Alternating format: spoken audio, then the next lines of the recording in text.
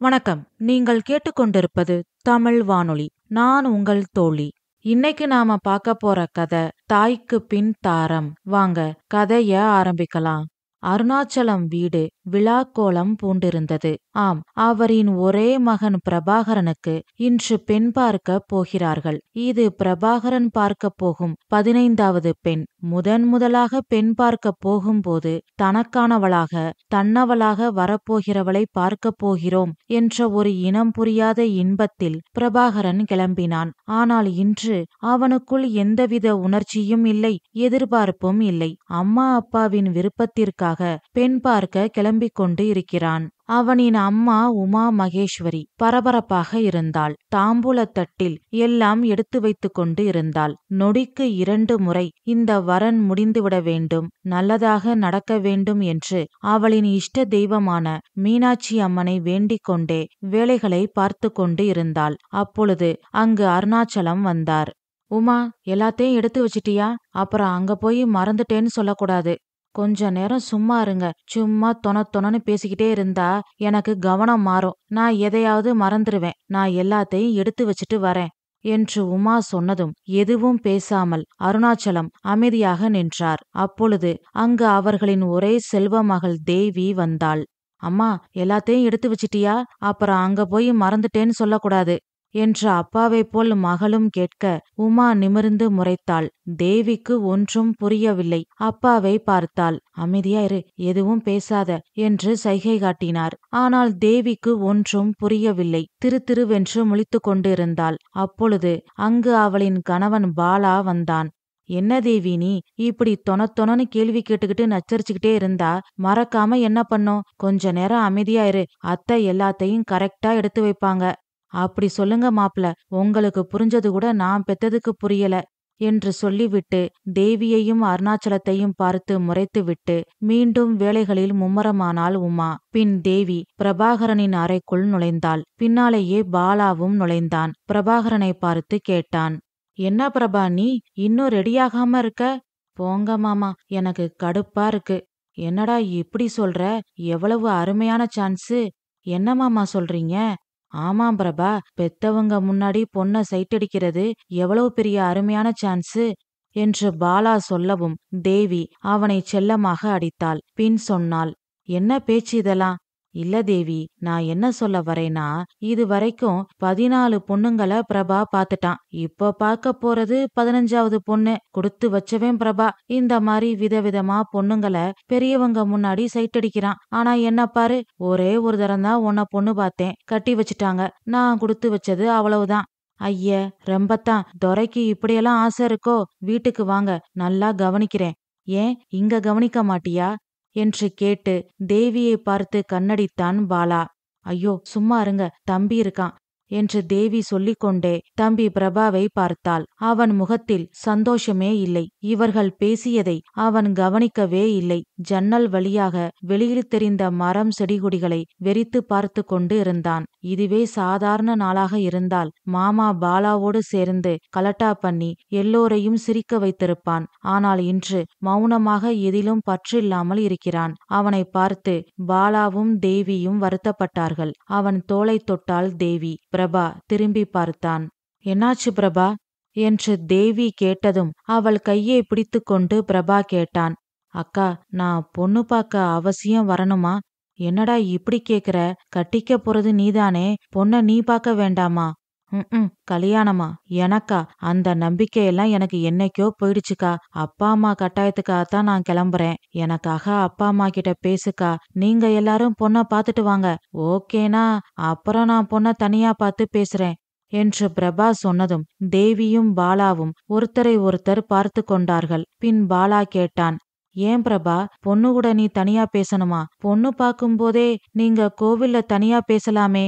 ஐயோ அது இல்ல மாமா, எல்லாம் ஓகேனா நான் பேசுறேன். அது வரைக்கும் நான் எந்த பொண்ணையும் பார்க்க விரும்பல என்று பிரபா சொன்னதும் தேவிக்கும் பாலாவுக்கும் அதிர்ச்சியாகவும் வருத்தமாகவும் இருந்தது. பிரபாவின் மனநிலைமை அவர்களுக்கு நன்றாக புரிந்தது. தேவி சொன்னாள், பிரபா, எங்களுக்கு உன் ஃபீலிங்ஸ் புரியுது. ஆனா கவலைப்படாத, இந்த இடம் கண்டிப்பா முடியும்னு எனக்கு தோணுது. நீ தைரியமா வா. என்று தேவி சொன்னதும் பாலாவும் பிரபா தோளில் தட்டி, கவலைப்படாத பிரபா, எல்லாம் நல்லதா நடக்கும் என்றான். பின் மனசே இல்லாமல் பிரபா கிளம்பினான். பிரபாவை அழைத்து கொண்டு தேவியும் பாலாவும் ரூமிலிருந்து வெளியில் வந்தார்கள். தேவியை பார்த்து அம்மா உமா சொன்னாள், எல்லாம் எடுத்து வச்சாச்சு, எதுக்கும் நீ ஒரு தரம் செக் பண்ணிக்கோ. சரிம்மா, பாப்பா தூங்குறா, அவளுக்கு பால் மட்டும் எடுத்துக்கலாம். சரி, நீ இத பாரு, நான் பால் சூடு பண்ணி பாட்டில எடுத்துட்டு வரேன் என்று சொல்லிவிட்டு உமா சமையல் அறைக்குள் சென்றாள். எல்லா பொருட்களும் இருக்கிறதா என்று தேவி சரிபார்த்து கொண்டு இருந்தாள். தேவியின் 2 வயது மகள் வாயில் விரல் வைத்தபடி உறங்கிக் கொண்டு இருந்தாள். தூங்கும் குழந்தையை பார்த்து கொண்டிருந்தான் பிரபா. இப்படி சிறுவர்களாகவே இருந்திருக்க கூடாதா என்று நினைத்து ஏக்க பெருமூச்சு விட்டான். அங்கு பாலா வந்தான். பிரபா, உன் ஃபீலிங்ஸ் புரியுது, ஜாலியா இரு, எல்லாம் நல்லதா நடக்கும் என்று பாலா சொல்ல பிரபா விரக்தியாக புன்னகை புரிந்தான். பின் பாட்டிலில் பாலை எடுத்துக்கொண்டு உமா வந்தாள். தேவி சொன்னாள், அம்மா எல்லாம் சரியா இருக்கு, கிளம்பலாமா? கிளம்பலாம் என்று சொல்லிவிட்டு அருணாச்சலத்தை பார்த்து கேட்டாள் உமா. ஏங்க கிளம்பலாமா? இப்போ கிளம்புனா பொண்ணு வீட்டுக்காரங்க வர சரியா இருக்கும்ல? சரியா இருக்கும், எதுக்கும் பொண்ணோட பெரியம்மாவுக்கு ஃபோன் பண்ணி கேட்டுக்கலாம். ஆமா ஆமா, அதுவும் சரிதான், போய் காத்துக்கிட்டு இருக்கிறதுக்கு கேட்டுக்கிட்டு போகலாம் என்று அருணாச்சலத்தை பார்த்து சொல்லிவிட்டு தேவியை பார்த்து சொன்னாள் உமா. தேவி, அந்த கௌரி அம்மாவுக்கு ஃபோன் பண்ணு. ஏம்மா, பொண்ணோட அப்பா அம்மாவுக்கே ஃபோன் பண்ணி கேட்டுட்டா என்ன? நடுவுல இந்த பெரியம்மா சித்திக்கிட்டெல்லாம் ஏன் பேசணும்? அட, உனக்கு விஷயமே தெரியாதா? என்ன விஷயம்? அந்த பொண்ணு வீட்ல எல்லா முடிவும் எடுக்கிறது அந்த பொண்ணோட பெரியம்மாதானா. அந்த குடும்பத்துல அந்த அம்மா சொல்லுக்கு மறுசொல் யாரும் பேச மாட்டாங்களாம். ஏம்மா, அந்த பெரியம்மா என்ன அவ்வளவு பெரிய ஆளா? ஆமாண்டி, அந்த அம்மாவோட பிசினஸ தான் பொண்ணுக்கு அப்பா பாத்துக்கிறாரு. மேனேஜிங் டைரக்டர் அந்த அம்மா தான். அடுத்த போஸ்டிங்ல தான் பொண்ணுக்கு அப்பா இருக்காரு. வீட்ல எது நடந்தாலும் அந்த அம்மாவோட சம்மதம் இல்லாம நடக்காது. ஓ, பிசினஸ் உமனா?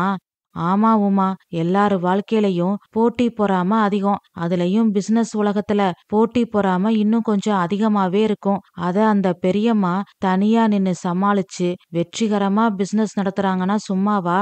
அதனாலதான் அந்த பெரியம்மாவுக்கு எல்லாரும் முக்கியத்துவம் கொடுக்கறாங்க. ஓ, எல்லாம் சரிப்பா. எனக்கு ஒரு சின்ன சந்தேகம். என்னடா இப்படி கேக்குறேன்னு தப்பா நினைக்காதீங்க. கேளுமா. இவ்வளவு பெரிய இடம் நம்ம கூட எப்படி சம்பந்தம் பண்ண சம்மதிச்சாங்க? நான் ஏன் இத கேக்குறேன்னா, ஏற்கனவே 14 பொண்ணுங்கள பார்த்து கல்யாணம் நடக்காம பிரபா மனசு நொந்து போயிருக்கான். இப்பவும் அப்படி நடந்துட்டா அவனால தாங்கிக்க முடியாது. அதனாலதான் கேக்குறேன் என்று தேவி சொன்னதும் அருணாச்சலமும் உமாவும் பிரபாவை பார்த்தார்கள். அவன் அழுது விடுபவன் போல் இருந்தான். உமா கண்களில் கண்ணீர் வடிந்தது. அருணாச்சலம் சொன்னார், புரியுதுமா, ஆனா நான் தெளிவா பேசிட்டேன். அவங்களுக்கு மத்த எல்லாத்தையும் விட ஜாதக பொருத்தம்தான் முக்கியமா. நம்ம பிரபாவுக்கும் அந்த பொண்ணுக்கும் 10க்கு 9 பொருத்தம் பொருந்தி இருக்கு. அதனாலதான் சரின்னு சொன்னாங்க. ஓ, அப்போ சரிப்பா, நான் இப்பவே அவங்களுக்கு ஃபோன் பண்றேன். உங்க போனை கொடுங்க என்று தேவி சொன்னதும் அருணாச்சலம் போனை எடுத்தார். அப்பொழுது வாசலில் கப்பல் மாதிரி கார் வந்து நின்றது. ரெக்கை போல் கார் கதவுகள் திறந்தது. அதிலிருந்து பெண்ணின் பெரியம்மா கௌரி இறங்கினாள். கௌரியை பார்த்ததும் அருணாச்சலம் குடும்பத்தாருக்கு ஒன்றும் புரியவில்லை. குழப்பத்தோடு கவலையோடு ஒருவரை ஒருவர் பார்த்து கொண்டார்கள். பின் எல்லாவற்றையும் மனசுக்குள் மறைத்து கொண்டு கௌரி அம்மாவை புன்னகையோடு வரவேற்றார்கள். கௌரி உள்ளே வந்து உட்கார்ந்தாள். எல்லோரையும் கண்களால் அளவெடுத்து கொண்டு இருந்தாள். வீட்டை கண்களால் வட்டமிட்டாள். அருணாச்சலம் சொன்னார், இப்பதான் நாங்க உங்களுக்கு ஃபோன் பண்ணலான்னு இருந்தோம். அப்படியா, என்ன விஷயம்? ஒன்னும் இல்லம்மா, நாங்க எல்லாரும் கிளம்பிட்டோம். அதான் நீங்க எல்லாரும் கிளம்பிட்டீங்களா, பொண்ணு பார்க்க கோவிலுக்கு வரலாமான்னு கேட்கதான் ஃபோன் பண்ண நினைச்சோம். ஓ, எங்களுக்கு முன்னாடியே கோவிலுக்கு போயிட்டா நீங்க அங்க வெயிட் பண்ற மாதிரி வரும். இதுவே நாங்க வந்த பிறகு நீங்க வந்தா வெயிட் பண்ண வேண்டியது அவசியம் இல்ல. என்ன இருந்தாலும் மாப்பிள்ளை விடாச்சே, அதான் கெத்து காட்ட பாக்குறீங்க என்று கௌரி சொன்னதும் அருணாச்சலம் குடும்பத்துக்கு என்னவோ போல ஆகிவிட்டது. பிரபாவுக்கு சுத்தமாக பிடிக்கவில்லை. கோபம் வந்தது. ஆனாலும் அப்பா அம்மாவிற்காக பொறுமையாக இருந்தான். அருணாச்சலம் பதறிப்போய் சொன்னார், அச்சச்சோ, சத்தியமா அப்படியெல்லாம் இல்லம்மா. சும்மா கிளம்பிட்டீங்களான்னு தெரிஞ்சுக்கத்தான் ஃபோன் பண்ண நினைச்சோம். நாங்களும் ஒரு பொண்ணை பெத்தவங்க தான். அதனால எங்களுக்கு இந்த மாப்பிள்ளை வீடு கர்வம்லாம் இல்லம்மா. சரி, இந்த பொண்ணு பாக்குற சம்பிரதாயத்துக்கு முன்னாடி நாம கொஞ்சம் தெளிவா வெளிப்படையா பேசிக்கிறது நல்லதுன்னு தோணுச்சு. அதான் நேரே வந்தேன். சொல்லுங்கம்மா. வைஜெயந்தி, அதான் கல்யாண பொண்ணு, என் தங்கச்சி பொண்ணு. உங்களுக்கு தெரிஞ்சிருக்கும். பெத்தது மட்டும்தான் என் தங்கச்சி, வளர்த்ததெல்லாம் நான் தான். என் பொண்ணு போற இடத்துல கவலை இல்லாம சந்தோஷமா இருக்கணும். அதனால நான் கேக்குற கேள்விகளுக்கு எல்லாம் பதில் சொல்லிட்டீங்கன்னா அப்புறம் இந்த பொண்ணு பாக்குற ஏற்பாட்டை பத்தி யோசிக்கலாம். ஏன்னா பொண்ணு மாப்பிள்ளையும் பார்த்து அப்புறம் பிடிக்கல அது இதுன்னு சொல்லி வேண்டான்னு சொல்லி டைம் வேஸ்ட் பண்றது எனக்கு பிடிக்காது. அதான் இப்பவே நாம தெளிவா பேசிக்கலான்னு பாக்குறேன். என்ன மிஸ்டர் அருணாச்சலம், கேள்விகளை கேட்கட்டுமா என்று கௌரி கேட்டதும் பிரபாவின் கோபம் எல்லையை கடக்க ஆரம்பித்தது. கால் மேல் கால் போட்டுக்கொண்டு பெரிய அதிகாரி போல் கௌரி கேள்வி கேட்பதும், அப்பாவி ஏழை பிள்ளைகள் போல் அப்பாவும் அம்மாவும் கைகட்டி பதில் சொல்வதும் பிரபாவிற்கு சுத்தமாக பிடிக்கவில்லை. மாமா பாலாவை பார்த்தான். பொறுமையா இரு என்று பாலா கண்களால் சைகை காட்டினான். பல்லை கடித்துக்கொண்டு பிரபா பொறுமையாக இருந்தான். கௌரி கேள்விகளை கேட்க ஆரம்பித்தாள். இந்த வீடு உங்க சொந்த வீடா? ஆமாமா. ஓ, இது உங்க பூர்வீக வீடா இல்ல நீங்க சம்பாதிச்சு வாங்குனதா? நான் சம்பாதிச்சு வாங்குனதுமா. உங்க பொண்ணுக்கு இதுல பங்கு இருக்கா என்று கௌரி கேட்டதும் தேவியும் பாலாவும் ஒருவரை ஒருவர் பார்த்து கொண்டார்கள். அருணாச்சலம் சொன்னார். கண்டிப்பாமா, அவளும் நாங்க பெத்த பொண்ணுதானே. கண்டிப்பா இந்த காலத்துல பொண்ணுங்களுக்கும் எல்லா ரைட்ஸும் இருக்கு, கொடுத்துதான் ஆகணும். ஆனா இந்த குட்டி வீட்டை இப்படி 2 பேருக்கு பங்கு போட்டுக்கிறது எப்படின்னு தான் நான் யோசிக்கிறேன். அதுக்கு என்னமா இப்ப அவசரம்? எங்க காலத்துக்கு அப்புறம் பின்னாடி பாத்துக்கலாமே.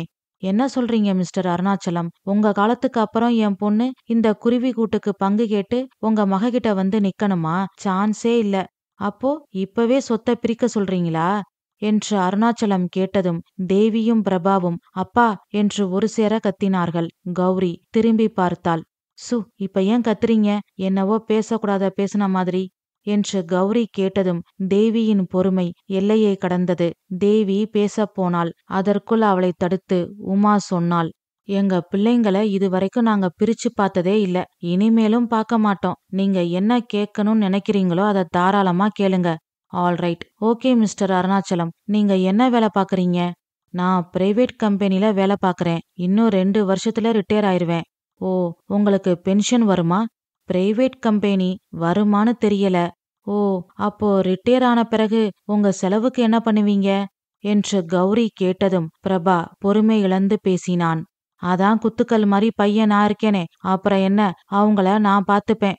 குட், இப்படித்தான் இருக்கணும். வெரி குட் என்று பிரபாவை பார்த்து சொல்லிவிட்டு தேவியை பார்த்து கேட்டாள் கௌரி. என்ன தேவி, ஒன்னும் பேசாம இருக்க? உன் தம்பி அப்பா அம்மாவை பார்த்துப்பேன்னு சொல்றாரு, நீ ஒன்னும் சொல்லாம இருக்க. நான் என்ன சொல்லணும்? என்ன தேவி இப்படி கேக்குற?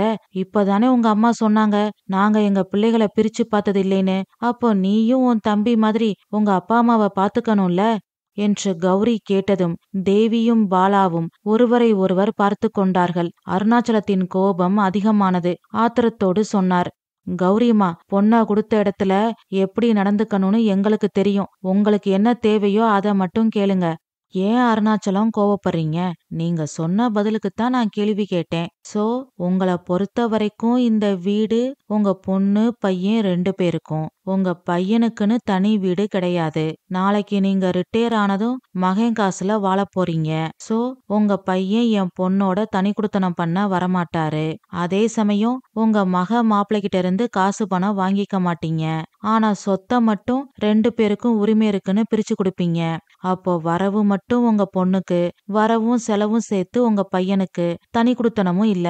ஓகே, என் முடிவை நான் சொல்றேன். இந்த கல்யாணம் நடக்காது என்று கௌரி சொன்னதும் எல்லோருக்கும் பேரதிர்ச்சியாக இருந்தது. ஆனால் பிரபாவிற்கு நிம்மதியாக இருந்தது. உமா கேட்டாள். என்னம்மா சொல்றீங்க? ஆமா மிஸ்ஸஸ் உமா அருணாச்சலம், என் பொண்ணு எந்த கஷ்டமும் இல்லாம நிம்மதியா ஜாலியா இருக்கணும். அதுக்கு இந்த இடம் சரிபட்டு வராது. நான் கிளம்புறேன் என்று சொல்லிவிட்டு கௌரி காரில் ஏறி கிளம்பி விட்டாள். எல்லோரும் இடிந்து போய் அப்படியே உட்கார்ந்து விட்டார்கள். பிரபா அமைதியாக உள்ளே சென்றான். அவனின் முகத்தை பார்க்க முடியாமல் அருணாச்சலமும் உமாவும் அழுதார்கள். தேவியின் கண்களில் இருந்து கண்ணீர் வடிந்து கொண்டே இருந்தது. பாலா பிரபாவின் அறைக்குள் சென்றான். அங்கு பிரபா அவனின் மெத்தையில் கண்களை மூடி படுத்திருந்தான். அவன் அருகில் பாலா உட்கார்ந்தான். பிரபாவின் மனதில் 1000 எண்ணங்கள் அலைமோதியது. அத்தனையும் கண்ணீராக வெளிவந்தது. பிரபா என்னும் பிரபாகரன் கவர்ச்சியான தோற்றம், வசீகர குரல், அளவான உயரம், உயரத்துக்கு ஏற்ற உடற்கற்று. ஒரு தனியார் வங்கியில் வேலை பார்க்கிறான். மாதம் 50,000 ரூபாய் வருமானம். பிரபாவின் அப்பா அருணாச்சலம் தனியார் கம்பெனியில் வேலை பார்க்கிறார். அம்மா உமா மகேஸ்வரி இல்லத்தரசி. அருணாச்சலத்தின் வரவுக்கு ஏற்றாற்போல் சிக்கனமாக குடும்பத்தை நடத்தியவள். அக்கா தேவி. பிரபாவை பொறுத்தவரையில் அவள் இன்னொரு அம்மா. ஆம், பெற்றது மட்டும்தான் உமா. அவனை சிறுவயதிலிருந்து பார்த்து கொண்டது அக்கா தேவிதான். அக்கா கல்யாணமாகி புகுந்த வீட்டிற்கு செல்லும்போது அப்பா அம்மாவை விட அதிகமாக அழுதவன் பிரபாதான். 2 பிள்ளைகள் இருக்கும் வீட்டில் எப்போதும் சண்டையும் ரகளையுமாக இருக்கும். ஆனால் திருமண பந்தத்துக்குள் நுழையும் போது அந்த 2 பிள்ளைகளும் பிரிவை நினைத்து படும் துயரம் அளவற்றது. அதுபோல்தான் இங்கு பிரபாவும் அக்காவிடம் எல்லாவற்றுக்கும் பிடிவாதம் பிடிப்பான். எது புதிதாக வந்தாலும் தனக்குத்தான் வேண்டும் என்று அழுது அடம்பிடிப்பான். அவன் அழுதால் தேவியால் தாங்கிக் கொள்ள முடியாது.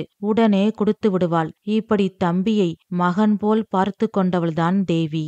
தேவியின் மனதிற்கு ஏற்ற மணவாளன் தான் பாலா. சொந்தமாக மெடிக்கல் ஷாப் வைத்திருக்கிறான். கடையில் 2 ஆட்களை வேலைக்கு வைத்திருக்கிறான். சொந்த வீடு. கலகலப்பான ஆள். ஒரு இடத்தில் சிரிப்பும் சந்தோஷமும் இருந்தால் அங்கு பாலா இருக்கிறான் என்று அர்த்தம். பாலாவை பிரபாவிற்கு மிகவும் பிடிக்கும். பாலாவும் இயல்பாக பழகக்கூடியவன். அருணாச்சலம் உமாவை பொறுத்தவரையில் பாலா அவர்கள் பெறாத பிள்ளை. காசு பணம் மகன்தான் செய்யணும், மகள் செய்யக்கூடாது. வரவுக்கு மட்டும்தான் பெண்ணிற்கு உரிமை, செலவு செய்ய பெண்ணிற்கு உரிமை இல்லை.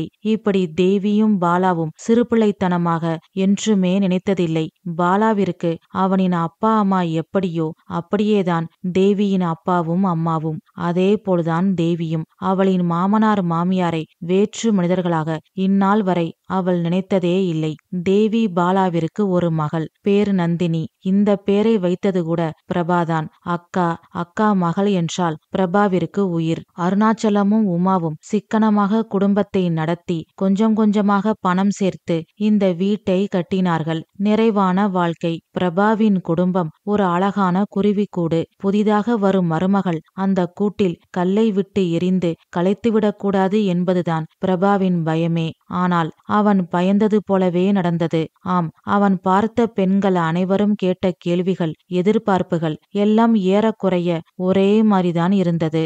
ஆம், அவர்களின் எதிர்பார்ப்பும் கேள்விகளும் இதுதான். சம்பளம் 80,000 1 லட்சம் ரூபாய்க்குள் இருக்க வேண்டும். சொந்த வீடு வேண்டும். தனி குடித்தனம் வேண்டும். பெற்றோர்களுக்கு மாதம் எவ்வளவு பணம் கொடுப்பீர்கள்? கூட்டு குடும்பமாக இருக்க வேண்டும் என்றால் என் பெற்றோரும் நம்மோடு இருப்பார்கள், உன் பெற்றோரும் நம்மோடு இருக்கட்டும். இல்லை என்றால் நாம் தனி குடித்தனம் போய்விடுவோம். இப்படி சொல்லிக்கொண்டே போகலாம். பெண்களின் முதல் எதிர்பார்ப்பே சம்பளம் 80,000 1 லட்சம் ரூபாய்க்குள் இருக்க வேண்டும். ஆனால் பிரபாவின் சம்பளம் 50,000 தான். அதனால் பெண்களின் முதல் எதிர்பார்ப்பிலேயே பிரபா ரிஜெக்ட் செய்யப்படுகிறான். இத்தனைக்கும் அவன் ஒரு பேங்க் எம்ப்ளாயி. போக போக சம்பளம் உயரும். இதனை சொன்னால் பெண் வீட்டாரின் அடுத்த கேள்வி, அப்போ ஏன் கவர்மெண்ட் பேங்க்ல வேலை பார்க்காம பிரைவேட் பேங்க்ல வேலை பார்க்கறீங்க? இதற்கு என்ன பதில் சொல்வது? ஒரு காலத்தில் பேங்க் மாப்பிளை என்றால் தனி மதிப்பு இருந்தது. இப்பொழுது அவன் சம்பாதிக்கும் சம்பளத்தை வைத்துதான் மதிப்பு இருக்கிறது. இந்த நிதர்சன உண்மையை ஏற்றுக்கொள்ள அருணாச்சல குடும்பத்தாருக்கு சிரமமாக இருந்தது. அடுத்த எதிர்பார்ப்பு சொந்த வீடு.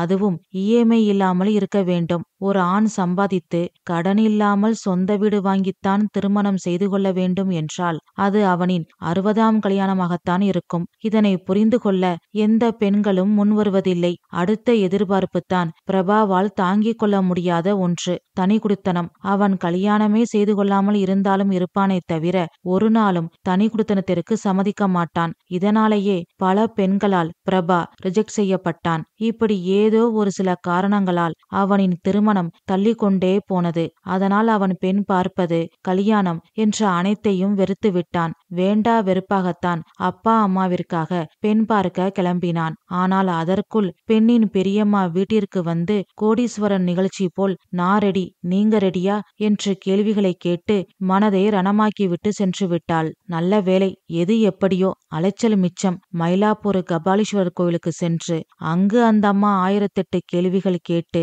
தர்ம சங்கடமாகி வேண்டாம் என்று வருவதற்கு 4 சுவற்றுக்குள் கேள்வி கேட்டு வேண்டாம் என்று முடிவெடுத்து சென்றது எவ்வளவோ மேல் என்று நினைத்து பெருமூச்சு விட்டபடி பிரபா படுத்திருந்தான். வெளியில் சுவற்றில் சாய்ந்தபடி உட்கார்ந்த உமா மனதில் இருந்த ஆதங்கத்தை கொட்ட ஆரம்பித்தாள். நல்ல வேளை, இந்த இடம் அமையல. என்ன பேச்சு பேசுறாங்க, எத்தனை கேள்வி, அப்பா! ஆமாமா, எனக்கு மனசே ஆறல. நம்ம குடும்பத்தை பத்தி அவங்களுக்கு என்ன தெரியும், இஷ்டத்துக்கு கேள்வி கேக்குறாங்க என்று தேவி கேட்டுக்கொண்டிருக்கும் போது பாலாவும் பிரபாவும் ரூமில் இருந்து வெளியில் வந்தார்கள். அருணாச்சலம் ஈசி சேரில் கண்மூடி அமைதியாக உட்கார்ந்திருந்தார். பாலா அருணாச்சலத்தை பார்த்து கேட்டான், மாமா, ஜாதகம் பார்க்கும்போதே அவங்களுக்கு நம்ம குடும்பத்தை பத்தி தெரியாதா? அப்பவே வேண்டான்னு சொல்ல வேண்டியதானே? ஜாதக பொருத்தம் இருந்தா போதும்னு சொல்லிட்டு இப்போ இவ்வளவு கேள்வி கேக்குறாங்க. அதான் மாப்பிள, எனக்கு ஒன்னும் புரியல. நான் ஜாதகம் கொடுக்கும் போதே நம்மள பத்தி தெளிவா சொல்லிட்டேன். சரி விடுங்க மாமா, இப்பவாச்சு அவங்க சுயரூபம் தெரிஞ்சுதே, அது வரைக்கும் சந்தோஷம். கல்யாணத்துக்கு பிறகு இன்னும் என்னவெல்லாம் கேட்டிருப்பாங்களோ. நல்ல வேளை நாம தப்பிச்சோம் என்று பாலா சொன்னதும் தேவி சொன்னாள், சரியா சொன்னீங்க. பிரபாவுக்கு நல்ல நேரம், அதான் இந்த இடம் தட்டி போயிருச்சு என்று சொல்லிக் கொண்டிருக்கும் போதே அருணாச்சலத்தின் செல்போன் ஒலித்தது. கோவிலில் இருந்து அருணாச்சலத்துக்கு தெரிந்த நண்பர் ஒருவர் போன் செய்திருந்தார். அவர் பெயர் வரதராஜன். ஹலோ வரதா, அருணாச்சலம் எங்க இருக்க? பொண்ணு பார்க்க வரலையா? அதை ஏன் கேக்குற என்று நடந்த அனைத்தையும் சொல்லி முடித்தார் அருணாச்சலம். அடக்கடவுளே, அதான் இங்க வேற பையனோட கல்யாணம் முடிவு பண்ணிட்டாங்களா? என்ன சொல்ற? ஆமா அருணாச்சலம், மாப்பிள்ள வீடும் நல்ல பணக்கார இடம் போல. மாப்பிள்ள 2 லட்சம் சம்பாதிக்கிறானா, வெளிநாட்டுல வேலையா, ஜாதகம் கூட 5 பொருத்தம்தான் பொருந்தி இருக்கான். மாப்பிள்ள வீட்ல தனி குடுத்தனத்துக்கு சம்மதம் சொல்லிட்டாங்களாம். அதனால 5 பொருத்தம் பொருந்தி இருந்தாலும் பரவாயில்ல, தனி குடுத்தனத்துக்கு சம்மதம் சொன்னதே போதும்னு பொண்ணுக்கு பெரியம்மா இந்த இடத்த பேசி முடிச்சுட்டாங்களாம். இப்போ முகூர்த்த தேதி குறிச்சுக்கிட்டு இருக்காங்க. அத பார்த்துட்டு தான் நான் உனக்கு போன் பண்றேன். நீ கவலைப்படாத அருணாச்சலம், இப்படி குடும்பத்தை பிரிக்க நினைக்கிறவங்களோட நாம எப்படி சம்பந்தம் பண்ணிக்க முடியும்? எல்லாம் நல்லதுக்குன்னு நினைச்சுக்கோ. உன் நல்ல மனசுக்கு உன் பையனுக்கு நல்ல பொண்ணு வரும், கவலைப்படாத, நான் வைக்கிறேன் என்று சொல்லிவிட்டு வரதராஜன் போனை வைத்தார். என்னாச்சுப்பா, வரதன் மாமா என்ன சொன்னாரு என்று தேவி கேட்க வரதராஜன் சொன்ன அனைத்தையும் அருணாச்சலம் சொன்னார். அடி பாவி கௌரி, இதுக்குத்தான் இப்படி கேள்வி கேட்டு சம்மந்தம் வேண்டான்னு சொல்லிட்டு போனியா? நம்ம பையனோட 9 பொருத்தம் பொருந்தி இருந்தது. ஆனா 5 பொருத்தம் பொருந்திருக்கிற மாப்பிளையே தேடி போயிருக்காங்க. தனி குடுத்தனம் பண்ணா போதும், அந்த பொண்ணு அமோகமா வளர்ந்துருவா. உமா, அந்த பொண்ணுக்கு சாபம் கொடுக்காத. அந்த பொண்ணு என்ன பண்ணும் பாவம்? இல்லப்பா, அம்மா சொல்றது சரிதான். இந்த காலத்துல பொண்ணுங்க பெத்தவங்களை எதிர்த்து பேசாம அமைதியா அவங்க சொல்றத கேட்டுக்கிட்டு இருக்காங்களா என்ன? அவங்க கூட சண்டை போட்டது இல்லையா? அவங்கள எதிர்த்து பேசினது இல்லையா? அது மாதிரி இப்பவும் அப்பா அம்மா கிட்ட இப்படி பண்ணாதீங்க, இது தப்பு, வேண்டான்னு சொல்ல வேண்டியதானே? நீ சொல்றது சரிதாமா, ஆனா அந்த பொண்ணுகிட்ட இவங்க என்ன சொன்னாங்கன்னு நமக்கு தெரியாதே. அந்த பொண்ணுகிட்ட இவங்க எப்படி சொன்னாங்களோ, அந்த பொண்ணு அதை எப்படி புரிஞ்சுக்கிடுச்சோ யாருக்கு தெரியும்? எது எப்படியோ எல்லாம் நன்மைக்கே. நம்ம பிரபாவுக்கு வேற இடம் பார்க்கலாம் என்று அருணாச்சலம் சொன்னதும் பிரபா சொன்னான், அப்பா ப்ளீஸ், எனக்கு கல்யாணமே வேண்டாம். இந்த டாபிக் பத்தி பேசாதீங்க, விட்டுருங்க என்று சொல்லிவிட்டு வெளியில் சென்றான். பிரபா எங்கு போகிறான் என்று பாலாவிற்கு நன்றாக தெரியும். அதனால் பாலாவும் பிரபா பின்னாலேயே சென்றான். ஆத்தா பராசக்தி, எங்களுக்குன்னு இருக்கிறது ஒரே மகன். அவனுக்குன்னு ஒருத்தி வந்து இந்த வம்சம் தலைக்கணும் தானே செவ்வாய்க்கிழமை ராகு காலத்துல விளக்கு போடுறேன். எப்பதான் உன் மனசு இறங்கும்? எங்க குடும்பத்துக்கு ஏத்த மருமகளை தேடி பிடிச்சு என் கண்ணுல காட்டாத்தா என்று அம்மனிடம் புலம்ப ஆரம்பித்தாள் உமா.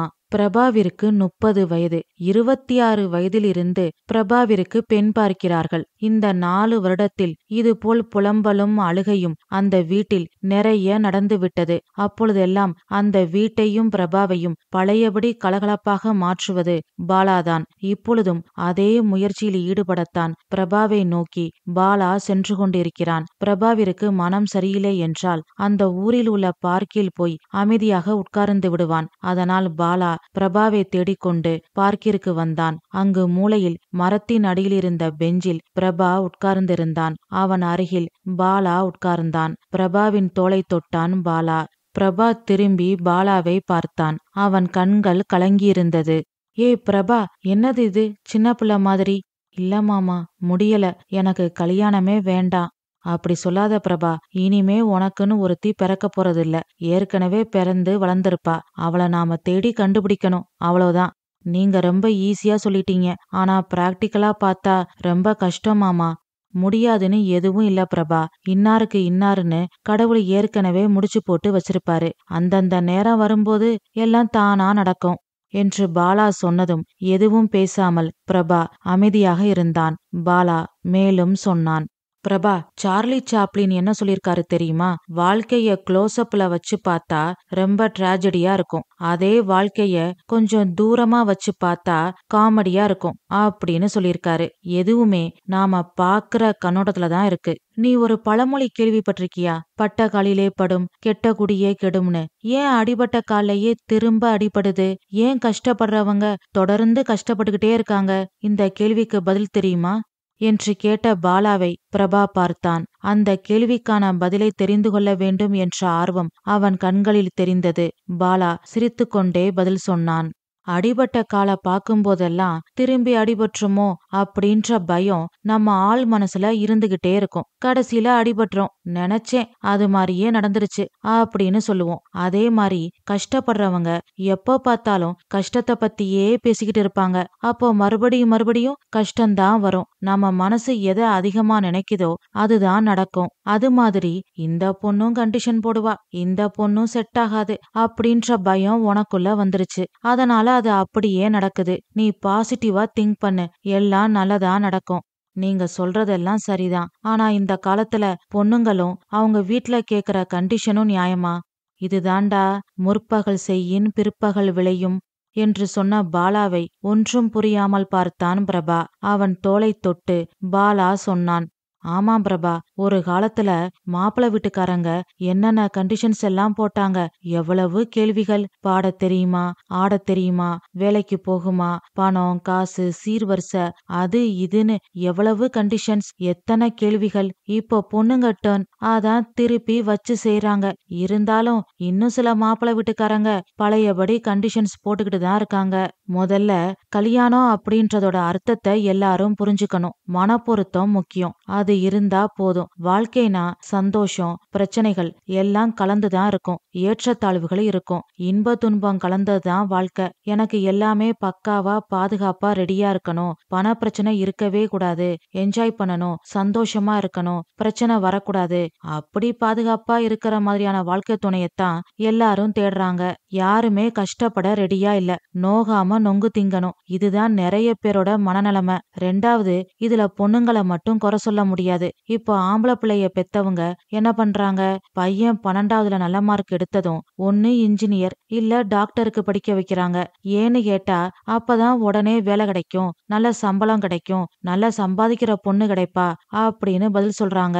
அப்போ பையனை பெத்தவங்களே இப்படி எதிர்பார்க்கும் போது பொண்ணை பெத்தவங்க எதிர்பார்த்தா மட்டும் அது தப்புன்னு எப்படி சொல்ல முடியும்? சமுதாயம் எப்படி போகுதோ அப்படித்தான் எல்லாரும் போக முடியும். புரியுது மாமா, ஆனா என்னால தனி குடித்தனத்துக்கு சம்மதிக்க முடியாது.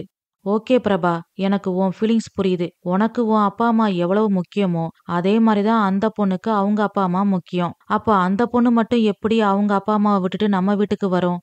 ஏன் மாமா, அக்கா உங்க வீட்டுக்கு வரலையா? எங்க அம்மா வரலையா? இப்படித்தானே காலங்காலமா நடக்குது. நீ சொல்றது சரிதான். ஆனா இன்னைக்கு இருக்கிற பொண்ணுங்க அப்படி நினைக்கல பிரபா. நிறைய பேர் வீட்ல ஒரே பொண்ணு, கூட பிறந்தவங்க யாருமே இல்ல. அதனால அப்பா அம்மாவை யாரு பாத்துப்பாங்கன்னு பயப்படுறாங்க. அதனால ஓப்பனா கேக்குறாங்க. ஏன்னா கல்யாணத்துக்கு அப்புறம் பிரச்சனை வரக்கூடாதுல்ல.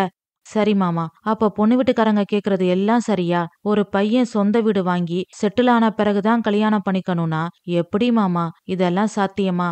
அது தப்பு. ஏன்னா 21, 22 வயசுல படிச்சு முடிச்சு வேலைக்கு போய் சம்பாதிச்சு வீடு வாங்கி 26, 28 வயசுல செட்டில் ஆக முடியாது. மாப்பிள்ளைக்கு வயசு 30க்குள்ளயும் இருக்கணும். அதே சமயம் சொந்த வீடும் இருக்கணும்னா அது சாத்தியம் இல்ல. அதத்தான் நானும் சொல்றேன். சொந்த வீடு வாங்குறதுக்குள்ள 30 வயசுக்கு மேல ஆயிடும். அப்புறம் அங்கிள்னு கூப்பிட ஆரம்பிச்சிருவாங்க என்று பிரபா சொன்னதும் பாலா சிரித்தான். சிரிக்காதீங்க மாமா.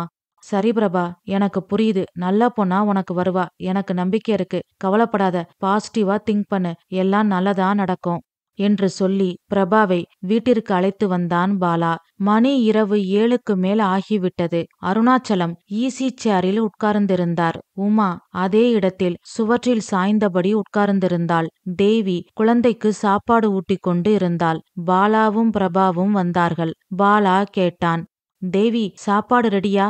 சமையலே பண்ணல. சமைக்கலையா?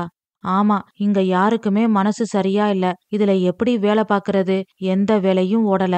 மதியம் வச்ச சாதம் இருந்தது. அதனால பாப்பாவுக்கு பால் சாதம் கொடுத்துக்கிட்டு இருக்கேன். நமக்கு இனிமேதான் சமைக்கணும். சுத்தம். மணி இப்பவே 7க்கு மேல ஆயிடுச்சு.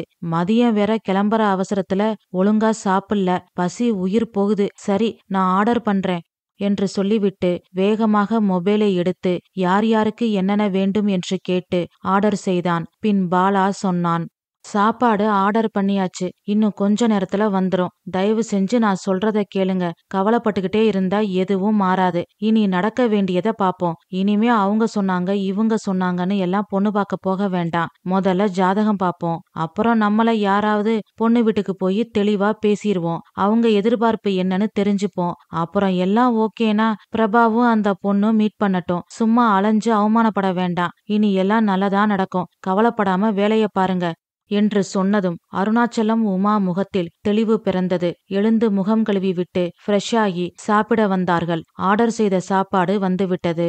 சாப்பாட்டு பார்சலை பாலாவும் பிரபாவும் பிரிக்க ஆரம்பித்தார்கள். சாம்பார் கவரை பிரித்து கொண்டே பாலா சொன்னான், பிரபா, இந்த சாம்பார் பொட்டலம் கட்டுனவன் உன்ன மாதிரி கல்யாணம் ஆகாதவன் போல.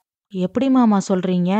பொண்ணு கிடைக்காத காண்டுல பொட்டலத்துக்கு 3 முடிச்சு போட்டுட்டான். நுனி முடிச்சு எங்கன்னு தேடிக்கிட்டு இருக்கேன் என்று பாலா சொன்னதும் பிரபா அவனை முறைத்தான். அருணாச்சலம், உமா, தேவி என்று எல்லோரும் சிரிக்க ஆரம்பித்தார்கள். மீண்டும் அந்த வீடு கலகலப்பானது. பின் பாலா சொன்னான், இப்படி சிரிச்சுக்கிட்டு இருந்தா பார்க்க எவ்வளவு நல்லா இருக்கு. இப்படியே இருங்க. அப்புறம் நாளைக்கு காலையில நாங்க கிளம்புறோம் என்று பாலா சொன்னதும் அருணாச்சலம் சொன்னார், என்ன மாப்பிள அவசரம்? அதான் கடையில ஆள் இருக்காங்களே. நீங்க இன்னும் 2 நாள் இருந்துட்டு போகலாமே. நீங்க இருந்தா வீடே ஜாலியா இருக்கு என்று அருணாச்சலம் சொல்ல, இருந்துட்டு போகலாமே என்று கெஞ்சல் பார்வையோடு தேவி பாலாவை பார்த்தாள். பிறந்த வீட்டில் இருப்பது என்றால் எந்த பெண்தான் வேண்டாம் என்று சொல்வாள்? பெண்களின் சொர்க்கம் அம்மா வீடு என்பதை புரிந்து கொண்டு பாலா மெலிதாக சிரித்தான். பிரபா சொன்னான், ப்ளீஸ் மாமா, இருங்க. சரி இருக்கோம். ஆனா இப்படி உம்முன்னு இருந்தா நாங்க கிளம்பிருவோம். அவ்வளவுதானே, விடுங்க, ஜாலியா இருக்கலாம் என்று பிரபா சொன்னதும் எல்லோரு முகத்திலும் ஆனந்தம் விளையாடியது. மறுநாள் காலையில் வழக்கம் போல் எல்லோரும் சுறுசுறுப்பாக வேலைகளை பார்த்து கொண்டு இருந்தார்கள்.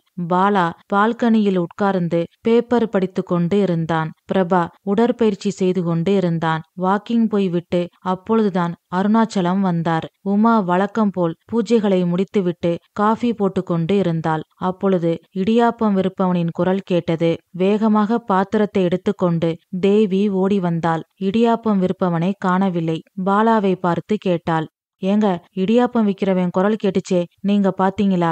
இல்லையே. இங்க தானே இருக்கீங்க, குரல் கொடுத்து அவனை நிறுத்திருக்கலாம்ல என்று தேவி சொன்னதும் பாலா பதில் சொல்வதற்குள் பிரபா சொன்னான், அக்கா, நீ இடியாப்பம் வாங்குவேன்னு மாமாவுக்கு எப்படி தெரியும்? அது இல்லடா, ஆசையா இருந்தது, வாங்கலான்னு வந்தேன். குரல் கேட்டுச்சு. வெளியில வரதுக்குள்ள ஆளை காணோம். எப்பவும் இப்படித்தான், குரல் கேக்கும், வரதுக்குள்ள ஆளு அடுத்த தெருவுக்கு போயிருவான். அவன் பண்றத பார்த்தா வியாபாரம் பண்ற மாதிரி தெரியல. வீட்ல டார்ச்சர் தாங்க முடியாம டிவிஎஸ் வண்டியை எடுத்துக்கிட்டு தெரு தெருவா சுத்துறான் போல. குடுத்து வச்சவன். நமக்கு அப்படி ஒரு வாய்ப்பு இருக்கா என்று பாலா சொல்ல தேவி அவனை முறைத்தாள். ஓ, மைண்ட் வாய்ஸ்ன்னு நினைச்சு சத்தமா பேசிட்டனோ, சாரி தேவி.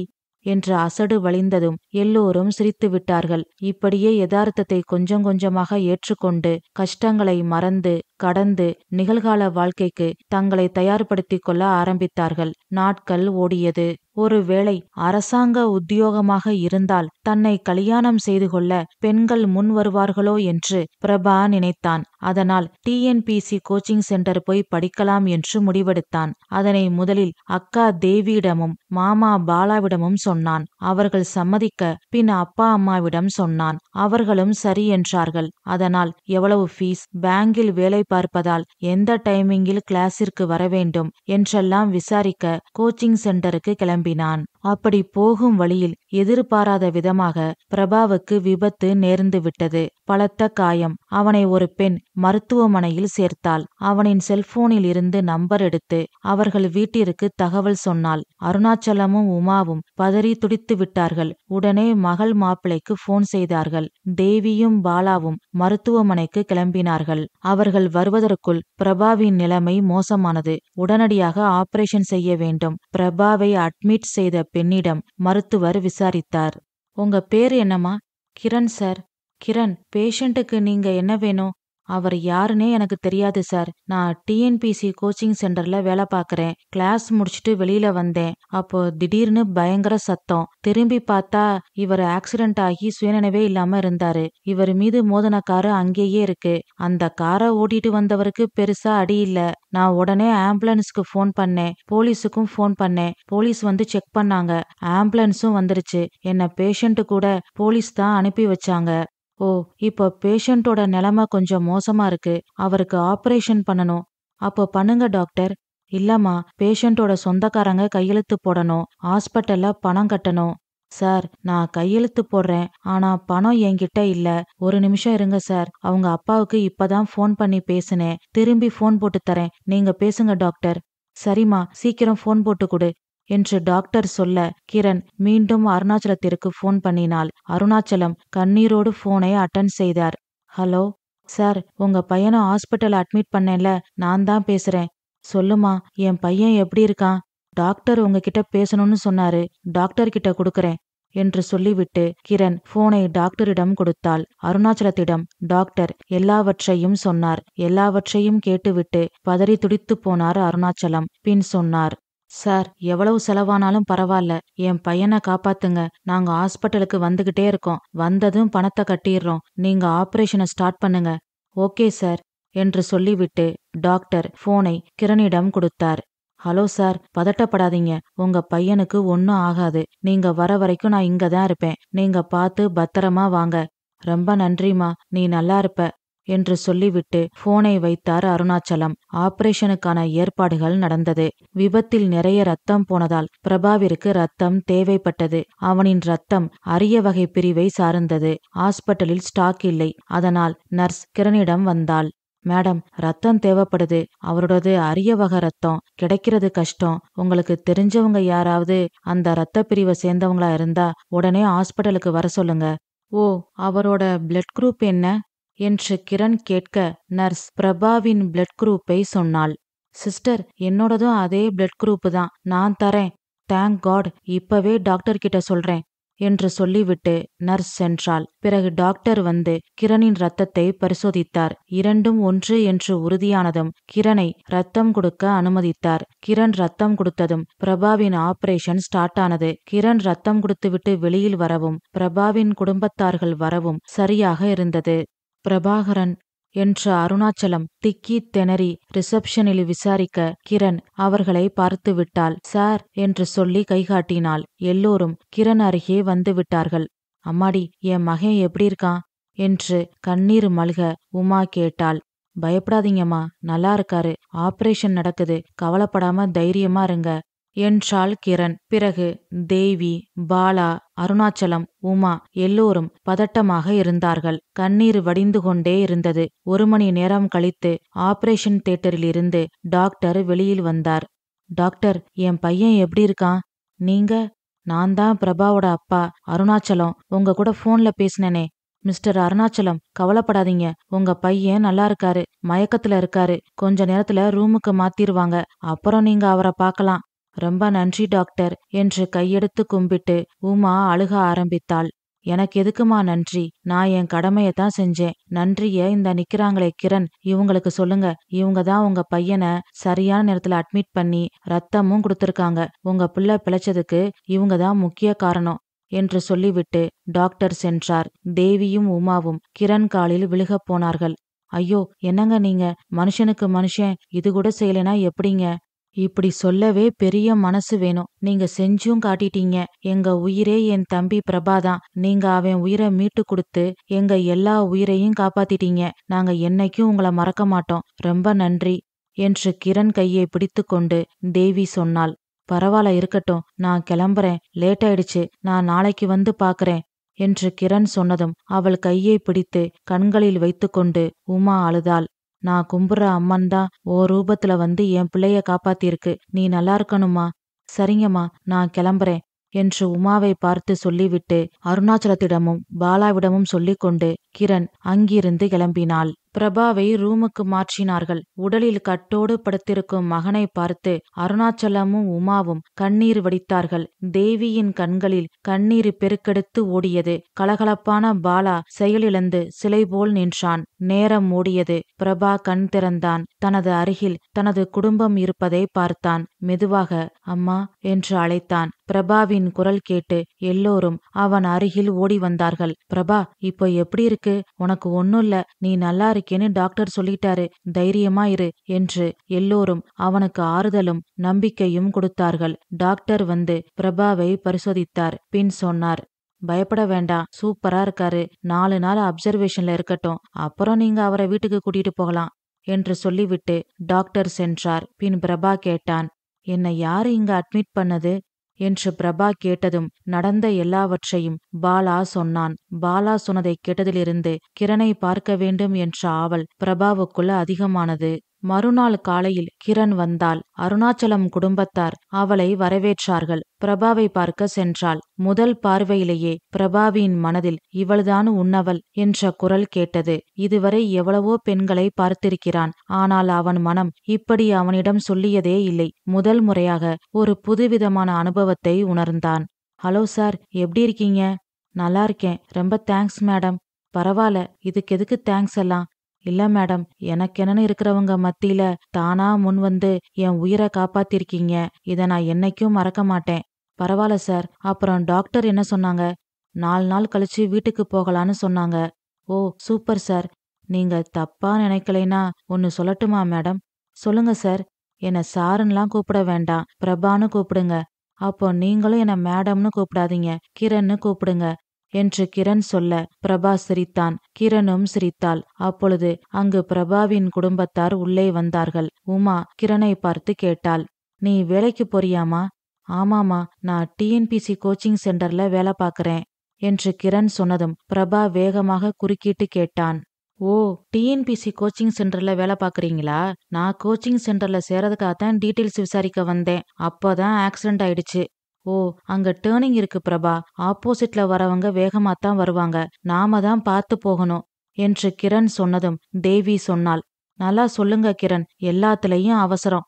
ஆமா கிரண், அவங்க அக்கா மாதிரி என்று பாலா சொல்ல, ஆரம்பிச்சிட்டீங்களா? நேத்து ஒரு நாள் தான் அமைதியா இருந்தீங்க, இந்தா இன்னைக்கு மறுபடியும் ஆரம்பிச்சிட்டீங்க என்று தேவி சொன்னதும் பிரபா கேட்டான், ஏமாமா நேத்து அமைதியாவா இருந்தீங்க? ஆமா பிரபா, உனக்கு ஆக்சிடென்ட்னு கேள்விப்பட்டதும் என் உயிரே போயிடுச்சு. உன்னை முழுசா உயிரோட பார்த்த பிறகுதான் எனக்கு உயிரே வந்துச்சு என்று பாலா சொல்லும்போது அவன் கண்கள் கலங்கியிருந்தது. எல்லோர் கண்களும் கலங்க ஆரம்பித்தது. இவ்வளவு அன்பான குடும்பத்தை பார்த்து கிரண் பிரமித்து போயிருந்தாள். பின் சொன்னாள், இவ்வளவு அன்பான குடும்பத்தை இப்பதான் ஃபர்ஸ்ட் டைம் பாக்குறேன் என்று கிரண் சொன்னதும் அருணாச்சலம் கேட்டார், ஏமா உங்க அப்பா அம்மாலாம் அன்பா இருக்க மாட்டாங்களா என்று அருணாச்சலம் கேட்டதும் கிரண் மெலிதாக புன்னகைத்தாள். அருணாச்சலம் சொன்னார், சொல்ல வேண்டானா வேண்டாமா? ஐயோ, அப்படியெல்லாம் இல்ல சார் என்று சொல்லிவிட்டு கிரண் அவளை பற்றி சொல்ல ஆரம்பித்தாள். கிரண் பிகாம் படித்து முடித்திருக்கிறாள். அப்பா பெயர் சாமிநாதன், ஓய்வு பெற்ற அரசாங்க அதிகாரி. அம்மா சந்திரா, இல்லத்தரசி. ஒரு அண்ணன் பெயர் வசந்த், படித்து முடித்துவிட்டு ஒரு தனியார் கம்பெனியில் வேலை பார்க்கிறான். சாமிநாதன் அரசாங்க அதிகாரி. அதனால் ஒரு நாளைக்கு எத்தனையோ பேரை பார்ப்பவர். ஒவ்வொருவரின் வாழ்க்கையும் அவருக்கு நிறைய பாடங்களை சொல்லிக் கொடுத்திருக்கிறது. அதில் அவர் கற்றுக்கொண்ட முக்கியமான பாடம் பிள்ளைகளை நம்பக்கூடாது என்பதுதான். ஆம், கடைசி காலத்தில் பிள்ளைகள் காப்பாற்ற மாட்டார்கள், கைவிட்டு விடுவார்கள் என்பது அவரின் ஆழமான தீர்க்கமான நம்பிக்கை. அதனால் பிள்ளைகளிடம் பாசமாக இருக்க மாட்டார். கேட்கும் கேள்விகளுக்கு மட்டும் பதில். அவசியமான செலவு என்றால் கூட ஒரு தரத்திற்கு 100 தரம் யோசித்துத்தான் செய்வார். அவசிய செலவுக்கே அப்படி என்றால் அனாவசிய செலவுக்கு கேட்கவா வேண்டும்? காலேஜில் எல்லோரும் ஆண்ட்ராய்டு போன், ஐபோன் என்று வைத்து கொண்டு இருக்கும் போது வசந்தும் கிரணும் நோக்கியா பட்டன் போனை வைத்திருந்தார்கள். அந்த போனை அவர்கள் வாங்குவதற்கு எவ்வளவு சிரமப்பட்டார்கள் என்று அவர்களுக்கு மட்டும்தான் தெரியும். தீபாவளி, பொங்கல் என்றால் கூட விலை அதிகமான உயர்வான துணிகளை சுவாமிநாதன் வாங்கி தரமாட்டார். ஒன்று வாங்கினால் ஒன்று இலவசமாக பார்த்து வாங்குவார். இப்படி பிள்ளைகளுக்கு செலவு செய்வதில் கணக்கு பார்த்தார். பணத்தில் கணக்கு பார்த்தால் பரவாயில்லை, ஆனால் பாசத்தில் கூட கணக்கு பார்ப்பார். ஒரு நாள் வசந்திற்கு மிகவும் உடல்நிலை சரியில்லை. அவனை சந்திராவும் கிரணும் ஹாஸ்பிட்டலுக்கு அழைத்து சென்றார்கள். டாக்டர் பரிசோதித்துவிட்டு கிட்னியில் கல் இருப்பதாக சொல்லி மருந்து மாத்திரைகளை கொடுத்தார். பின் சொன்னார், இந்த மருந்து மாத்திரையில கல்லு கரைஞ்சிரும், கரையிலேனா அப்புறம் அடுத்த கட்ட ட்ரீட்மெண்ட்டை ஆரம்பிப்போம் என்று சொல்லிவிட்டு வசந்தை பார்த்து சொன்னார், வசந்த், தண்ணி நிறைய குடிக்கணும், வாழைத்தண்டு அடிக்கடி சாப்பாட்டுல சேர்த்துக்கோ, எல்லாம் சரியாயிடும் என்று சொல்லி வசந்தை வீட்டிற்கு அனுப்பி வைத்தார். இரவு சாமிநாதன் வீட்டிற்கு வந்ததும் வசந்தின் உடல்நிலையை பற்றி சந்திரா சொன்னாள். அதற்கு சாமிநாதன் சொன்ன பதிலை கேட்டு எல்லோரும் திகைத்து விட்டார்கள். தண்டச் செலவு, தண்ணி குடிச்சு வாழைத்தண்டு சாப்பிட்டு சரி பண்ண வேண்டியத ஹாஸ்பிட்டலுக்கு கூட்டிட்டு போய் 1000 பணத்தை செலவு பண்ணிட்டு வந்திருக்கீங்க. இந்த காசையெல்லாம் உன் மகன் எப்போ சம்பாதிச்சு கொடுப்பான்? இல்ல நாளைக்கு எனக்கு உடம்பு சரியில்லைனா உன் மகன் வைத்தியம் பாப்பானா? திரும்பி கூட பார்க்க மாட்டான். அவன் வேலைய பார்க்க போயிடுவான். நன்றி இல்லாத ஜென்மங்களுக்கு என் காசை எடுத்து செலவு பண்ணிட்டியே, போய் உங்க அப்பங்கிட்ட இருந்து காசை வாங்கிட்டு வா என்று சொல்லி சந்திராவை அடிக்க சென்றார் சாமிநாதன். அப்பா என்று கத்தினாள் கிரண். ஏய், வாய மூடு. அவனாவது பரவாயில்ல, ஒரு நாள் இல்லாட்டியும் ஒரு நாள் எங்களுக்கு கஞ்சி ஊத்துவான். நீ இன்னொரு வீட்டுக்கு போக போறவ. உன்னால எங்களுக்கு 10 பைசாவுக்கு பிரயோஜனம் இல்ல. உன்னால எங்களுக்கு செலவு தான் அதிகம். உனக்கெல்லாம் பேசவே ரைட்ஸ் கிடையாது. அமைதியா போட்டதை சாப்பிட்டு வாய மூடிக்கிட்டு இருக்கணும் என்று சொல்லிவிட்டு சாமிநாதன் உள்ளே சென்றார். சந்திரா, கிரண், வசந்த் விடிய விடிய அழுதார்கள். 2 நாள் கடந்தது. யாரும் யாருடனும் பேசவில்லை. அமைதியாக இருந்தார்கள். அன்று இரவு வசந்த் மொட்டை மாடியில் நின்று கொண்டிருந்தான். கிரண் வந்தாள். அண்ணா என்று கிரண் கூப்பிட்டதும் வசந்த் திரும்பி பார்த்தான். என்ன கிரண்? அப்பா பேசுறது நடந்துக்கிறது எதுவுமே எனக்கு பிடிக்கல. கடைசி காலத்துல அவரை நாம பாத்துக்க மாட்டோன்னு அவரு தீர்க்கமா நம்புறாரு. நாளைக்கு நம்மள காப்பாத்தாத பிள்ளைகளுக்கு இன்னைக்கு நாம ஏன் செய்யணும்னு நினைக்கிறாரு. அவரோட லாஜிக்கே எனக்கு புரியல, பிடிக்கல. எனக்கும் தான் கிரண், எனக்கு இந்த வீட்ல இருக்கவே பிடிக்கல. எனக்கும் தான் அண்ணா, அம்மாவுக்காக தான் இருக்கேன். நானும் தான். ஆனா எத்தனை நாளைக்கு இப்படி அம்மாவுக்காக நாம பாத்துக்கிட்டே இருக்கிறது? அதனால நான் ஒரு முடிவு எடுத்திருக்கேன். என்ன முடிவுன்னா, நான் ஹாஸ்டல்ல தங்கி படிக்க போறேன். பார்ட் டைம் வேலைக்கு சொல்லி வச்சிருக்கேன். கிடைச்சதும் பார்ட் டைம் வேலைக்கு போய் சம்பாதிச்சு என் செலவை நானே பாத்துக்கிட்டு படிக்க போறேன். என்னால இனி இவர்கிட்ட ஏச்சும் பேச்சும் வாங்க முடியாது கிரண். நானும் அந்த முடிவுதான் நான் எடுத்திருக்கேன். கிரண், என்ன சொல்ற? நீ பொம்பளை பிள்ளை, நீ எப்படி? வேற என்னன்னா பண்றது? சாப்பிட்ற சாப்பாட்டுக்கு கணக்கு பாக்குற அப்பா, வாயிலா பூச்சியா அம்மா, தனக்கு மட்டும் யோசிக்கிற அண்ணே, அப்புறம் நான் என்னன்னா பண்ணட்டும்? ஏ கிரண், நான் உன்னை பத்தி யோசிக்காம இல்ல. நான் பார்ட் டைம்ல சம்பாதிக்கிற காசு எனக்கே பத்துமான்னு தெரியல. இதுல உன்னை எப்படி கூட்டிட்டு போவேன்? அது மட்டும் இல்ல, நீ பொம்பளை பிள்ளை, அதான் என்று இழுத்த வசந்தை பார்த்து கிரண் சிரித்தாள். பின் சொன்னாள், பரவாயில்ல அண்ணா, நான் என் ஃப்ரெண்டு சக்தியோட அப்பா கிட்ட பேசினேன். அவர் ஆபீஸ்ல எனக்கு வேலை தரதா சொல்லியிருக்காரு. நான் படிப்பை தபால் மூலம் படிக்க போறேன். ஒர்க்கிங் உமன் ஹாஸ்டல்ல தங்க போறேன். உன்கிட்ட விஷயத்த சொல்லிட்டு அம்மா கிட்ட சொல்லலான்னு இருந்தேன். நீயும் இந்த முடிவுல தான் இருக்கேன்னு சொல்லும்போது எனக்கு சந்தோஷம்தான்னா. வா, இப்பவே அம்மா கிட்ட சொல்லலாம். கூடிய சீக்கிரம் இங்க இருந்து கிளம்பலாம் என்று சொல்லிவிட்டு கிரண் முன்னால் சென்றாள். பின்னாலேயே வசந்தும் சென்றான். இருவரும் அவர்களின் முடிவை அம்மா சந்திராவிடம் சொன்னார்கள். முதலில் சந்திரா அழுதாள். பின் கண்ணீரை துடைத்து கொண்டு சொன்னாள், நல்ல முடிவு. 2 பேரும் நல்லா வருவீங்க. தைரியமா இருங்க. அப்பப்போ எனக்கு ஃபோன் பண்ணுங்க. நான் வழக்கமா போற கோவில்ல வெள்ளிக்கிழமை சந்திக்கலாம் என்று சொன்ன சந்திராவை பிரமிப்போடு பார்த்தார்கள் வசந்தும் கிரணும். சந்திரா மேலும் சொன்னாள், என்ன பாக்குறீங்க? அம்மா இப்படி போக சொல்றாளேன்னு ஆச்சரியமா இருக்கா? என்ன பண்றது? எல்லாம் விதி. எவனோ உங்க அப்பே மூளைய நல்லா கழுவி விட்டுட்டான். பிள்ளைங்க கடைசி காலத்துல பாத்துக்காதுங்கன்னு சொல்லி நல்லா ஏத்தி விட்டுட்டான். அத பிடிச்சுக்கிட்டு இந்த ஆளு தொங்குறாரு. என்ன சொன்னாலும் மண்டையில ஏற மாட்டேங்குது. சரி போயிட்டு போகுதுன்னு பார்த்தா அவரு உங்கள படுத்துற கஷ்டம் நாளுக்கு நாள் அதிகமாகுது. பெத்த வயிறு பத்திக்கிட்டு எரியுது. நான் தான் போக்கடம் இல்லாம இருக்கேன். உங்களுக்கு என்ன? நீங்க நல்லா வருவீங்க. நான் கும்புற ஆத்தா உங்கள கைவிட மாட்டா என்று சொன்ன சந்திராவின் கண்களில் கண்ணீர் வடிந்தது. பின் கனத்த இதயத்தோடு எல்லோரும் உறங்கிவிட்டார்கள். மறுநாள் காலையில் சரியான மழை. அதோடு சாமிநாதன் வெளியில் சென்று விட்டார். அவர் சென்றதும் வசந்தும் கிரணும் அவர்களின் உடைமைகளை எடுத்துக்கொண்டு அம்மாவிடம் சொல்லிக்கொண்டு ஆசீர்வாதம் வாங்கி கொண்டு கிளம்பினார்கள். சந்திராவின் விழி நீரோடு மழை நீரும் கலந்து அவள் கன்னத்தில் இறங்கியது. அன்று இரவு சாமிநாதனிடம் சந்திரா விஷயத்தை சொன்னாள். அப்பாடி தொல்லை விட்டுச்சு. பறவைக எல்லாம் குட்டிகளுக்கு பறக்க தெரிஞ்சதும் விட்டுருங்க. அது மாதிரி மனுஷங்களும் விட்டுறணும். அப்பதான் நிம்மதியா வாழ முடியும் என்று சொல்லிவிட்டு சந்தோஷமாக டிவி பார்க்க ஆரம்பித்தார். சந்திராவின் பெற்ற வயிறு தீப்பிடித்து எரிந்தது. அமைதியாக ஓசையின்றி அழுதாள். அன்றில் இருந்து வசந்த் பார்ட் டைம் வேலை பார்த்து கொண்டே படித்து முடித்தான். இப்பொழுது நல்ல கம்பெனியில் கை நிறைய சம்பளம் வாங்குகிறான். அதேபோல் கிரணும் நன்றாக படித்து முடித்தாள். அவளின் ஃப்ரெண்டு சக்தியின் அப்பா கம்பெனியை விற்றுவிட்டு வெளிநாட்டுக்கு சென்று விட்டார். அதனால் கிரண் டிஎன்பிசி கோச்சிங் சென்டரில் வேலைக்கு சேர்ந்தாள். அதில் வரும் வருமானம் ஹாஸ்டலுக்கும் அவளின் செலவுக்கும் சரியாக இருந்தது. இதுதான் கிரணின் கதை. இதனை சொல்லி முடித்ததும் பிரபாவின் குடும்பத்தாருக்கு ஆச்சரியமாகவும் வேதனையாகவும் இருந்தது. தேவி கிரண் கையை பிடித்து சொன்னாள். இப்படியும் அப்பா இருப்பாங்களான்னு எங்களுக்கு ஆச்சரியமா இருக்கு. எது எப்படியோ, எப்போ என் தம்பி உயிரை நீங்க காப்பாத்துனீங்களோ இனிமே நீங்க எங்க வீட்டு பொண்ணு. உங்களுக்கு நாங்க இருக்கோம் என்று தேவி சொன்னதும் கிரண் கண்களில் இருந்து கண்ணீர் துளிகள் திரண்டு தேவியின் கையில் விழுந்து சிதறின.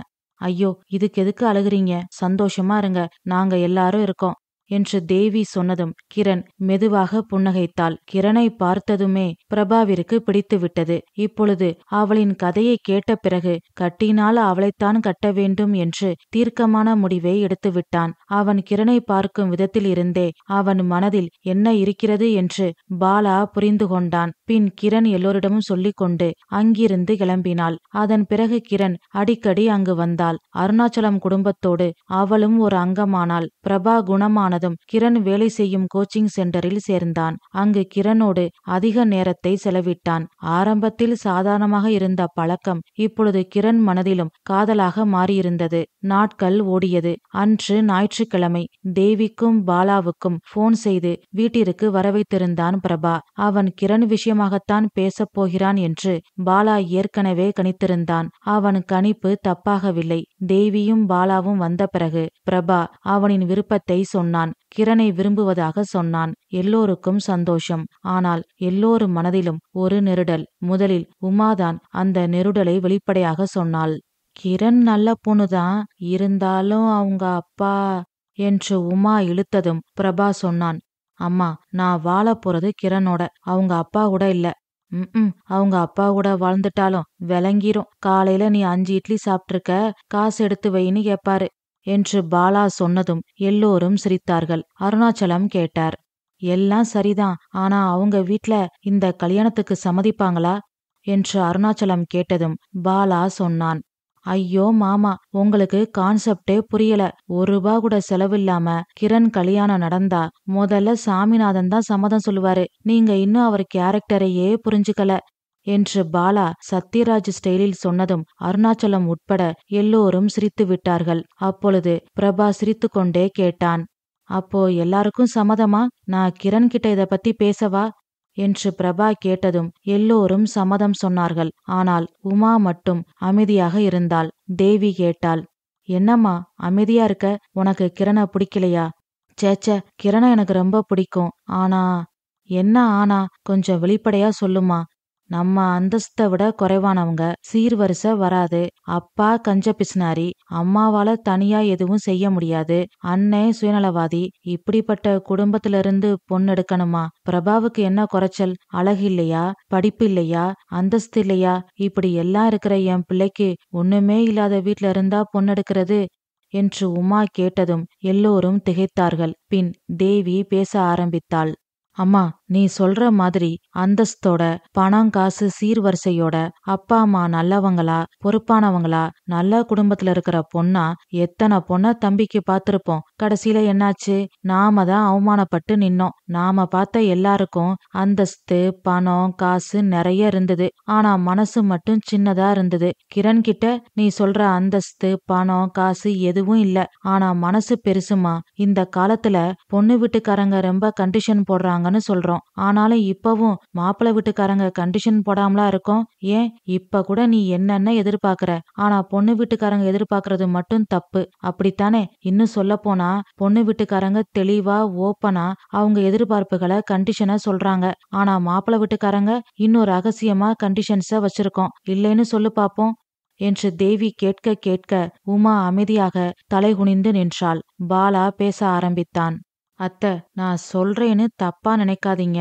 பையனுக்கு 25 வயசுல இருந்து பொண்ணு பார்க்க ஆரம்பிக்கிறோம். ஸ்டார்டிங்ல நம்மள விட அல்லது நம்மள மாதிரி அந்தஸ்துள்ள பொண்ணா படிச்ச பொண்ணா வேலைக்கு போற பொண்ணா பாக்குறோம். அவங்க எல்லாம் செட் ஆகாம பையனுக்கு 32 வயசுக்கு மேல ஆனதும் நம்மள விட வசதி வாய்ப்புல கம்மியான படிப்பு கம்மியான குறைவான சம்பளத்துக்கு வேலைக்கு போற பொண்ணா பாக்குறோம். அப்போ அவங்க என்ன சாய்ஸா இது கிடைக்கல அதனால அதை எடுத்துக்கிறேன்னு சொல்றதுக்கு? நம்ம பிரபாவ மத்தவங்க ரிஜெக்ட் பண்ணும்போது நாம என்ன சொன்னோம்? பணத்தை பார்க்க கூடாது குணத்தை பார்க்கணும்னு. இப்போ நாம மட்டும் பணத்தை பார்த்தா எப்படி அத்தை?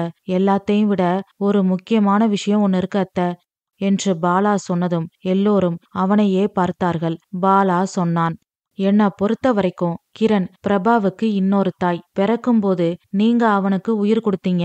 அன்னைக்கு பிரபாவுக்கு ஆக்சிடென்ட் ஆகும்போது அவனை காப்பாத்தி ஹாஸ்பிட்டல்ல சேர்த்து ரத்தம் கொடுத்து அவன் உயிரை கிரண் காப்பாத்திருக்கா. எனக்கு உங்க 2 பேர்கிட்டயும் எந்த வித்தியாசமும் தெரியல. தாய்க்கு பின் தாரம் சரியாத்தானே இருக்கு. முதல்ல உயிர் கொடுத்தது தாய், மறு உயிர் கொடுத்தது கிரண். அன்னைக்கு கிரண் மட்டும் இல்லைனா என்னால நினைச்சு கூட பார்க்க முடியல என்று முதல் முறையாக பாலா அழுதான். அவன் அழுததை பார்த்து எல்லோர் விழிகளிலும் நீர் ததும்பி நின்றது. பின் உமா சொன்னாள், தப்புதான் மாப்பிள, என்னை எல்லாரும் மன்னிச்சிருங்க. கிரண் தான் இந்த வீட்டு மருமக என்று சொல்லிவிட்டு பூஜை அறைக்கு சென்றாள் உமா. பின் கண்ணீரை துடைத்து கொண்டு பிரபா கோச்சிங் சென்டர் சென்றான். தனது வாழ்க்கையில் எதிர்பாராத திருப்பம் வரப்போவது தெரியாமல் கிரண் எப்போதும் போல் வேலை பார்த்து கொண்டு இருந்தாள். பிரபா அவள் முன்னால் போய் நின்றான். நீல நிற புடவையில் அழகாக இருந்தாள்.